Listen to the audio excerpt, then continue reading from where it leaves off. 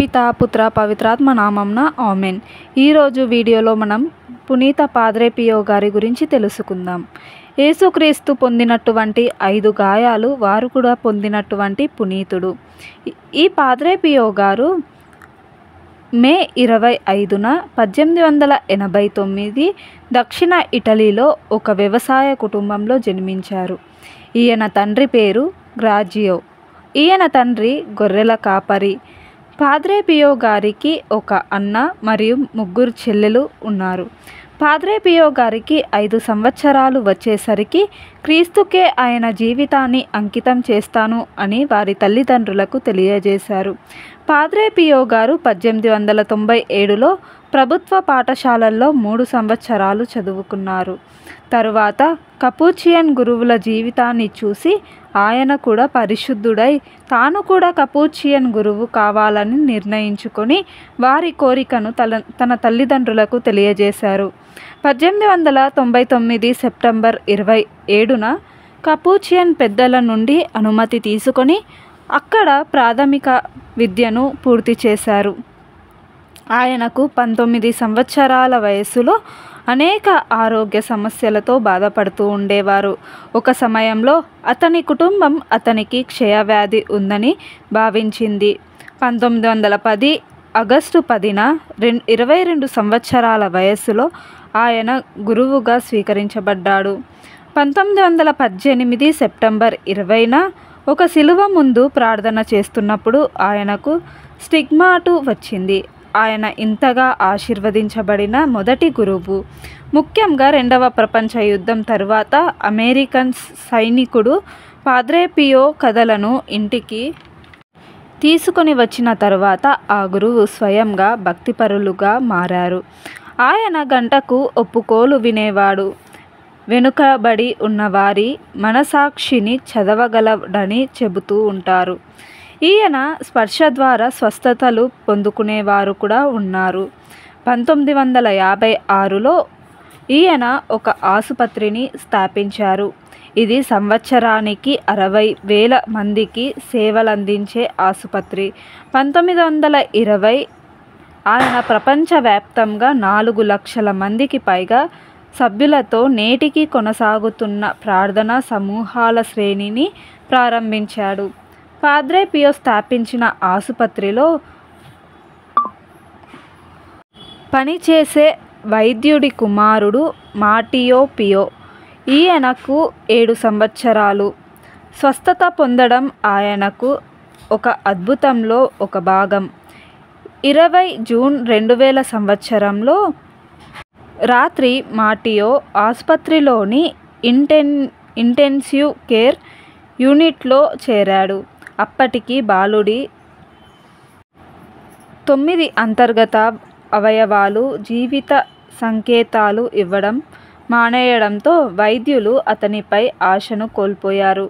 ఆ రాత్రి మాటియో తల్లి మరియు పాద్రే పియో ఆశ్రమంలోని కొంతమంది కపూచియన్ గురువులు హాజరైన ప్రార్థనా జాగరణ సమయంలో ఆ బిడ్డ పరిస్థితి అకస్మాత్తుగా మెరుగుపడింది. అతను కోమా నుండి మేల్కొన్నప్పుడు తెల్లటి గడ్డం మరియు పొడవైన గోధుమ రంగు అలవాటు ఉన్న ఒక వృద్ధుడిని తాను చూశానని తనతో ఇలా అన్నాడు. చింతించకండి, మీరు త్వరలో నయమవుతారు అని మాటియో చెప్పారు. ఈ అద్భుతాన్ని డిసెంబర్ 20, 2001న సమాజం మరియు 2వ పోప్ జాన్ పాల్ గారు ఆమోదించారు. పాద్రే పియో గారు పొందుకున్నటువంటి క్రీస్తు ప్రభువు యొక్క పంచగాయాలను చూడడం కోసం, పియో దగ్గర పాప సంకీర్తనం చేయడం కోసం, ఆయన దగ్గర సలహాలు తీసుకోవడం కోసం వేలల్లో ప్రజలు వస్తుండేవారు. ఒకరోజు ఒక వ్యక్తి వచ్చి పియో గారితో ఇలా అంటారు. నేను జపమాల చెప్పేటప్పుడు బాగా అలసిపోతున్నాను. జపమాలను పూర్తి చేయలేకపోతున్నాను. కానీ ఏదో విధంగా నా అలసట నుండి పక్కకు జరిగి మళ్ళీ జపమాల చెప్పడానికి ప్రయత్నిస్తున్నాను అని చెప్పి ఆ వ్యక్తి పియో గారితో తెలియజేశారు. అప్పుడు ఆయన, నా కుమారుడా, నువ్వు చెప్పే జపమాల ఒక అద్భుతమైనటువంటి జపమాల. ఎందుకంటే నువ్వు జపమాల చెప్పడానికి ఇంత కష్టపడుతున్నావో అప్పుడే నువ్వు చెప్పే జపమాల అంత అద్భుతంగా మారుతుంది. కాబట్టి ఇక నుంచి నీ జపమాల ఇంకా అందంగా ఉండాలి అంటే నువ్వు ప్రతిరోజు జపమాల చెప్పాలి అని చెప్పి ఆ వ్యక్తికి తెలియజేశారు. పియో గారు చెప్పిన మాటలకు ఆ రోజు నుండి ఆ వ్యక్తి ప్రతిరోజు కూడా జపమాల చెప్పడం మొదలుపెట్టాడు. పియో గారు ఆత్మలను చదవడం మరియు అడగక ముందే సహాయం చేయడం, ఒకే సమయంలో 2 చోట్ల కనిపించడం మరియు ప్రజలకు వైద్యం చేయడం, పరలోక దర్శనాలను చూడడం, దైవదూతలతో ముఖాముఖిగా మాట్లాడడం, సాతానులతో పోరాటం చేస్తూ ఉండేవారు.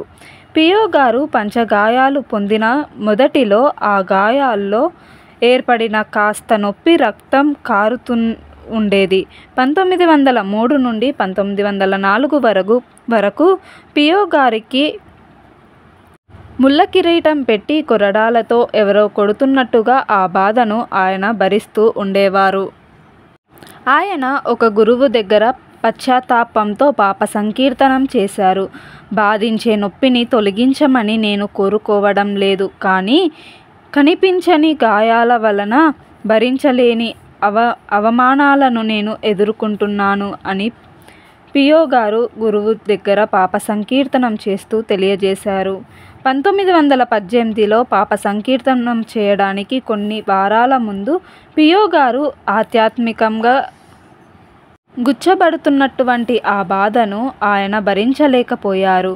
ఆగస్టు 5 నుండి ఆగస్టు 7 వరకు పియో గారిని ఆ బాధ బాగా ఇబ్బంది పెట్టింది. వీపు పైన ఎడమవైపు ఒక పెద్ద గాయం ఏర్పడింది. ఆ గాయాన్ని చూసినటువంటి వైద్యులు, సాక్షులు చాలామంది కూడా దాదాపుగా 3 అంగుళాల పొడవున ఒక శిలువ ఆకారంలో ఒక గాయం ఏర్పడింది అని తెలియజేశారు.